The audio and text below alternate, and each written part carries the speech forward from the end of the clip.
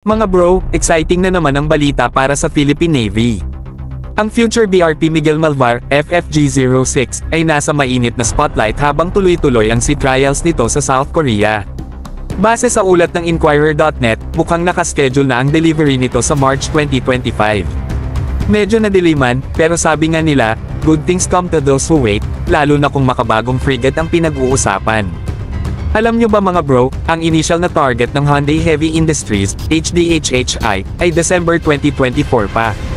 Pero sa dami ng factors tulad ng complex engineering at ibang logistical challenges, posibleng na-push ito ng ilang buwan. Hindi biro ang paggawa ng ganitong klaseng barko, kaya kung sakaling may delay, mas mabuti ng sigurado sa kalidad kaysa madaliin pero may kompromiso. Isa itong simbolo ng modernisasyon ng Philippine Navy. Ito'y kabilang sa bagong henerasyon ng mga barkong idinisenyo para sa mas advanced na maritime defense.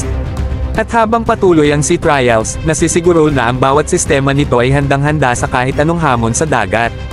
Kung iisipin mga bro, ang delay na ito ay hindi dapat tingnan bilang setback kundi bilang oportunidad para masigurado ang lahat.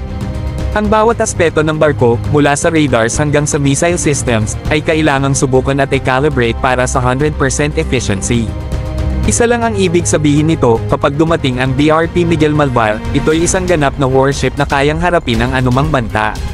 Ang ganitong klaseng modernisasyon ay nagbibigay ng mas mataas na moral sa ating mga Philippine Navy personnel. Mga bro, ito rin ay nagpapadala ng malinaw na mensahe sa rehiyon, ang Pilipinas ay seryoso sa pagbabantay sa kanyang karagatan.